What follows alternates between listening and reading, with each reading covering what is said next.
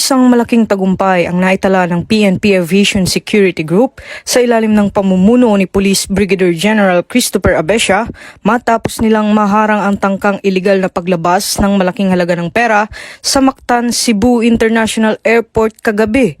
Sa isinagawang press briefing ngayong araw ni PNP spokesperson, Police Brigadier General Jean Fajardo, isinawalat ang pagkaka-intercept sa siyam na dayuhan at 2 Pilipino bandang alas 10:30 ng gabi. Ayon kay Police Brigadier General Fajardo, ang grupo ay nakatakdang umalis patungong Maynila bandang alas 11:30 ng gabi, subalit nagtangkang umiwas sa normal na airport security procedure. Idineklara ng grupo na 3 luggage lamang ang kanilang dala, ngunit kalaunan ay nadiskubreng 7 ang kabuuang bilang ng kanilang bagahe. Nang ipadaan sa x-ray machine, agad na napansin ng operator ang kahina-hinalang laman ng mga maleta. Puno ito ng pera sa iba't ibang denominasyon. Sa isinagawang investigasyon ng PNP AVC Group at pagbubukas ng mga bagahe, tumambad ang halagang 441,922,542 pesos kasama ang $168,730 at 1,000 Hong Kong dollars. Nang tanungin kung sino ang may-ari ng pera at saan ito galing, bigo ang mga pasahero na magbigay ng maayos na paliwanag. Ang suspect ay kinilalang 6 na Chinese nationals, isang Malaysian national, isang Indonesian, isang Kazakhstani at 2 Pinoy.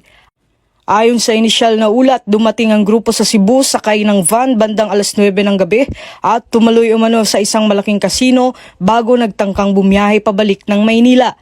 Dahil sa halagang lampas sa 500,000 na pinapayagan sa panahon ng eleksyon, agad itong inireport sa Commission on Elections bilang paglabag sa isang umiiral na resolusyon ukol sa pagdadala at pagbiyahe ng malaking halaga ng pera sa election period.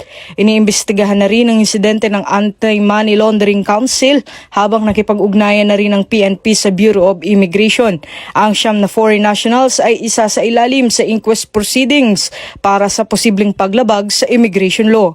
Linaw po dito, ang tinitignan din po natin is yung timing po ng pag-withdraw po nila ng pera considering na tayo po ay 2 araw na lang bago mag-eleksyon. So pinag-aaralan po ngayon ng CIDG kung ito po bang pera po na ito ay planong gamitin to influence or at least interfere po sa ating eleksyon dahil 2 days na lang bago sa eleksyon. So may mga agam-agam tayo na kailangan pa nating pag-aralan na maliban nga sa anti-money laundering ay baka itong mga foreign nationals might be a conduit to be used to interfere or at least influence po yung ating eleksyon.